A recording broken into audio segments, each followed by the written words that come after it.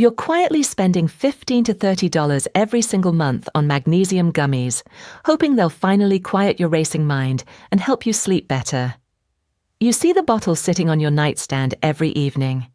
You take that sweet little chew and you wait for the evening to soften. But there's one thing the label probably isn't telling you. Magnesium is real. Your body actually needs it. But the whole category promises a lot more than the science can comfortably back up. I'm Sophia River, and this is Old World Remedies, where we look at the forgotten household ways that still make sense today.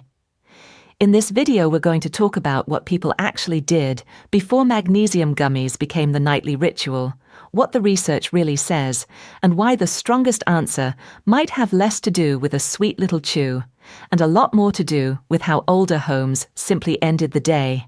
Let's be fair, right from the start. Magnesium isn't some made-up wellness trend. It's a real mineral that supports muscles, energy, and many of the body's basic functions.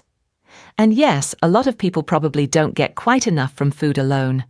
In those cases, a supplement can genuinely help. But walk down any supplement aisle today, and you'll see rows of brightly colored bottles that sound like they can fix everything at once. Quiet your racing mind, melt away stress, relax tight muscles, and hand you deep sleep on a silver platter. That's a much bigger promise than the evidence supports. Studies on sleep and anxiety are mixed. Some people, especially if their magnesium levels are low, notice a gentle improvement. But a recent 2024 systematic review found that the results are often modest, and not nearly as dramatic or universal as the marketing makes them sound. And there's another reason this category gets so confusing. Magnesium doesn't arrive as just one simple promise. One bottle says sleep, another says stress support, another says muscle recovery, another says nervous system support. By the time you've looked at 5 labels, it starts to feel like this one mineral is somehow supposed to carry the whole burden of modern life. That's part of what makes the category so persuasive. It doesn't just sell magnesium, it sells the hope that one small, easy thing might finally make the evening feel manageable. And when it comes to those classic nighttime leg cramps, one of the strongest reviews out there, the Cochrane review, basically said magnesium doesn't work any better than a placebo for most older adults. That doesn't mean nobody ever feels better. It just means the bottles are speaking with more confidence than the data really allows. And that may be why so many people end up in the same strange place, taking it faithfully for weeks, hoping it's doing something, and quietly wondering whether they're feeling a real effect or just wanting one. Quick question, be honest with me. Have you ever taken magnesium for weeks and still wondered, is this actually doing anything at all? So here's the question I love asking whenever a product gets this loud. What were people doing before this became a thing? Let me take you back to an ordinary evening in an older American kitchen. Picture it. Soft lamplight instead of blue screens.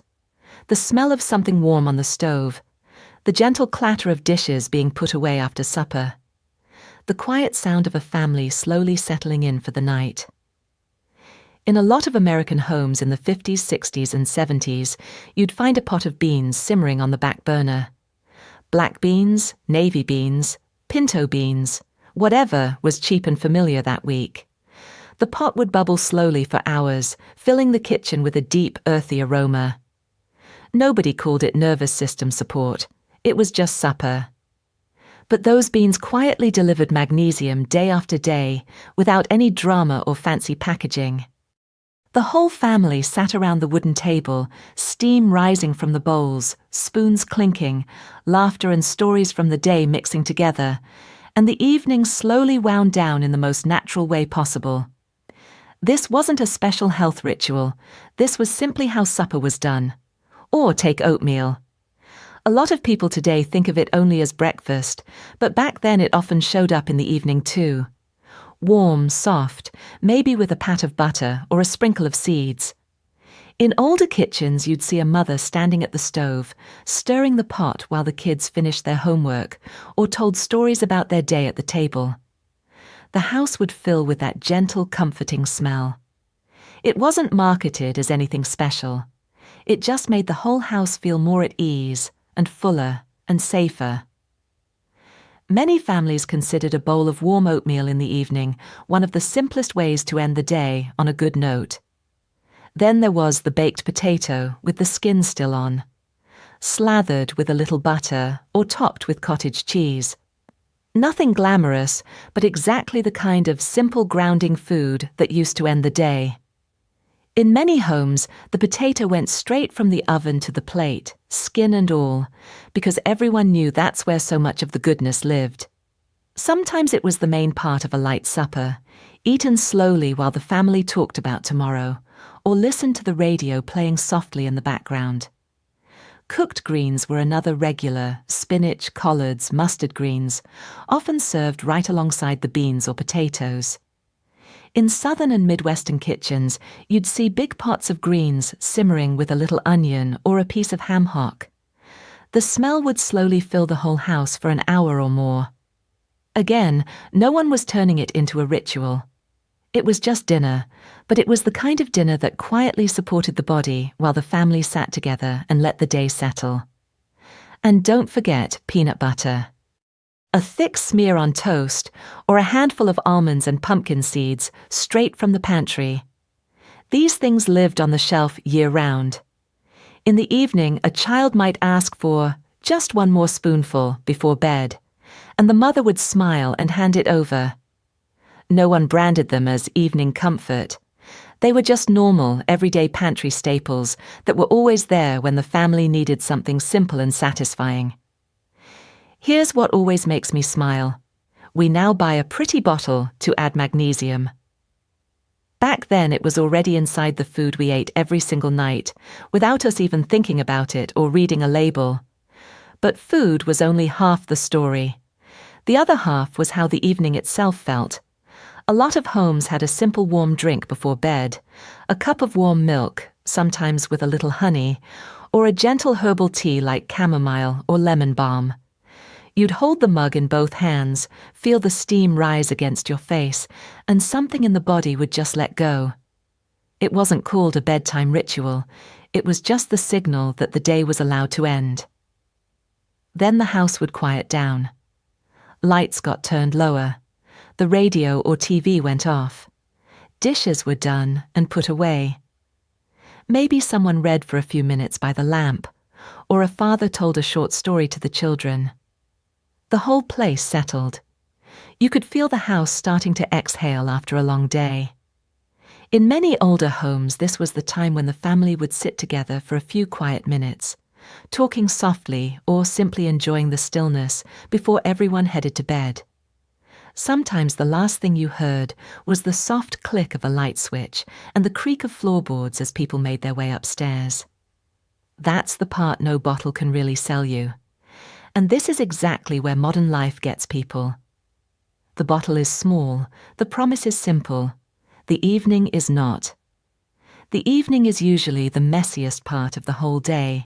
People are tired, overstimulated, underfed, still looking at a screen, still carrying work, noise, and tension in the body. Then a gummy shows up and offers one neat little answer. That is a very easy thing to sell. A lot of people today aren't just buying magnesium when they grab those gummies. They're buying the feeling that the evening is finally being handled, a softer landing, a pause, a little hope that one small thing might quiet the noise in their head. The gummy gives you the ritual, but it can't give you an actually quieter house. And that's why you hear the same thing in reviews again and again. People say it seemed to help for a few days, then the effect faded. Others say their sleep felt exactly the same. Some get to the point where they start wondering what they're even paying for anymore.